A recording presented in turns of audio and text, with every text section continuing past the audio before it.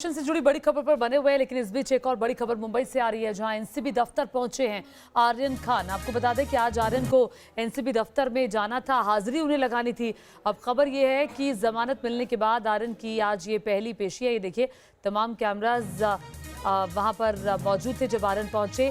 तो narcotics control bureau के दफ्तर ये आर्यन खान पहुंचे हैं। तस्वीरें आप देख रहे हैं। 2 बजे से पहले आर्यन खान को अपनी हाजिरी लगानी थी, चूंकि ये शर्त रखी गई थी और उनको इस बात की जानकारी है कि 2 बजे से पहले उनको हर शुक्रवार को यहां पहुंचकर अपनी हाजिरी लगानी होगी। जमानत कुछ शर्तों के आधार पर आर्यन खान को दी गई हैं, वो शर्तें फॉलो करनी होंगी।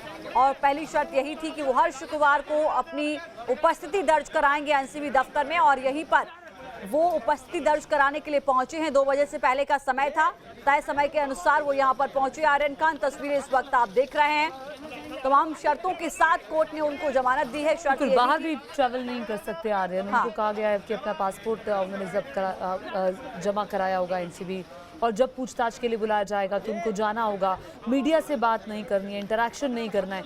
ये भी एनसीबी ये भी कोर्ट की तरफ से एक शर्त रखी गई है। और ये नारकोटिक्स कंट्रोल ब्यूरो के दफ्तर पहुंचे हैं आर्यन खान। जैसा कि लक्ष्मी ने आपको बताया कि दोपहर 2 बजे तक हाजिरी उनको लगानी थी। पंकज जुड़ गए हैं। तो पंकज इस वक्त हमारे साथ लाइव जुड़ रहे हैं। पंकज, आर्यन खान पहुंच चुके हैं एनसीबी दफ्तर, चूंकि 2 बजे से पहले उनको अपनी हाजिरी लगानी थी। लगभग 12 बजे से 20 मिनट से पहले ही वो यहां पर पहुंच चुके हैं। क्या कुछ तस्वीर वहां से, क्या जानकारी?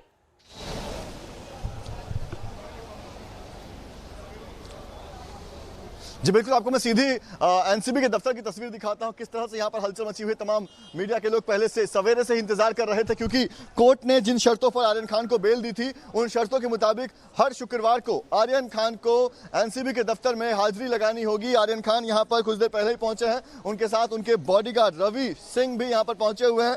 तो जैसा कि उम्मीद थी कि आर्यन खान जो है वो 11 बजे के बाद जो है कभी भी पहुंच सकते हैं, तो आर्यन खान एनसीबी के दफ्तर पहुंच चुके हैं। कई शर्तों के साथ नारकोटिक्स माफ कीजिएगा, कोर्ट ने आर्यन खान को जो है जमानत दी थी, और उनमें सबसे महत्वपूर्ण बात यह थी कि हर शुक्रवार को आर्यन खान को नारकोटिक्स कंट्रोल ब्यूरो के सामने पहुंचकर यहां पर हाजिरी लगानी होगी। इसके अलावा भी कई शर्तें थी, जिनमें यह भी कहा गया था कि जो आरोपी हैं इस पूरे मामले के, उनसे कोई भी संपर्क आर्यन खान को नहीं रखना है।